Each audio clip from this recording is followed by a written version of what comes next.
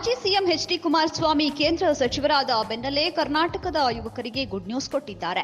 ರಾಜ್ಯದ ಸಮಸ್ಯೆ ಈಡೇರಿಸುತ್ತೇನೆ ಅಂತ ಭರವಸೆ ಕೊಟ್ಟಿದ್ದ ಎಚ್.ಡಿಕೆ ಇದೀಗ ನನ್ನ ಇಲಾಖೆಯಲ್ಲಿ ರಾಜ್ಯದ ಯುವಕರಿಗೆ ಹೆಚ್ಚಿನ ಉದ್ಯೋಗಾವಕಾಶಕ್ಕೆ ಆದ್ಯತೆ ನೀಡುತ್ತೇನೆ ಅಂತ ಹೇಳಿದ್ದಾರೆ. ಪ್ರಧಾನಿ ನರೇಂದ್ರ ಮೋದಿ ನನ್ನ ಮೇಲೆ ವಿಶ್ವಾಸವಿಟ್ಟು ದೇಶದ ಜಿಡಿಪಿಗೆ ಅತಿ ಹೆಚ್ಚು ಆದಾಯ ಕೊಡುವಂತಹ 2 ಬೃಹತ್ ಇಲಾಖೆಯನ್ನ ಕೊಟ್ಟಿದ್ದಾರೆ. ಹೀಗಾಗಿ ಇದರಲ್ಲಿ ಯುವಕರಿಗೆ ಹೆಚ್ಚಿನ ಉದ್ಯೋಗ ಒದಗಿಸಲು ಶ್ರಮಿಸುತ್ತೇನೆ. ಜೊತೆಗೆ ಈ 2 ಇಲಾಖೆಗಳು ದೇಶದ ಜಿಡಿಪಿಗೆ ಆರ್ಥಿಕ ಶಕ್ತಿ ತುಂಬುವಂತಹದ್ದಾಗಿದೆ. ರಾಜ್ಯ ಮತ್ತು ದೇಶದ ಸಮಸ್ಯೆಗಳಿಗೆ ಪರಿಹಾರ ತರುವ ಪ್ರಯತ್ನದಲ್ಲಿ ಗುರು ಹಿರಿಯರ ಆಶೀರ್ವಾದ ಬೇಕಿದೆ. ಹೀಗಾಗಿ ಸಿದ್ಧಗಂಗಾ ಮಠಕ್ಕೂ ಕೂಡ ಭೇಟಿ ಕೊಟ್ಟಿದ್ದೇನೆ. ನನಗೆ ಕೆಲಸ ಮಾಡುವ ಶಕ್ತಿ ಇಮ್ಮಡಿಯಾಗಿದೆ.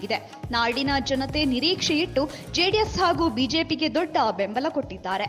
ಆ ನಿಟ್ಟಿನಲ್ಲಿ ಕೆಲಸ ಮಾಡಬೇಕಿದೆ ಅಂತ ಹೇಳಿದ್ದಾರೆ.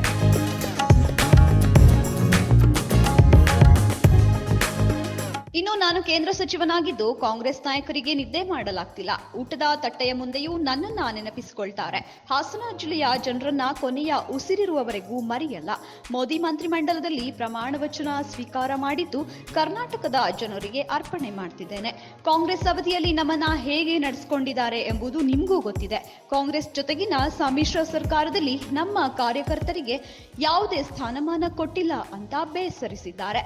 ಚನ್ನಪಟ್ಟಣ ಕ್ಷೇತ್ರದ ಶಾಸಕ ಸ್ಥಾನಕ್ಕೆ ಎಚ್.ಡಿ. ಕುಮಾರಸ್ವಾಮಿ ರಾಜೀನಾಮೆ ಈಗಾಗಲೇ ನೀಡಿದ್ದು ಸಂಸತ್ಗೆ ಆಯ್ಕೆಯಾದ ಹಿನ್ನೆಲೆಯಲ್ಲಿ 2ರಲ್ಲಿ 1 ಸ್ಥಾನ ಉಳಿಸಿಕೊಳ್ಬೇಕು.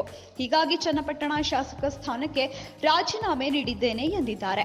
ಕೇಂದ್ರದಲ್ಲಿ ಅಧಿಕಾರ ವಹಿಸಿಕೊಂಡಿರುವ ಎಚ್.ಡಿಕೆ ಮುಂದಿನ ದಿನಗಳಲ್ಲಿ ರಾಜ್ಯದ ಜನತೆಗೆ ಯಾವ ರೀತಿಯಲ್ಲಿ ನೆರವಾಗ್ತಾರೆ ಅನ್ನೋದನ್ನ ಕಾದು ನೋಡಬೇಕಿದೆ.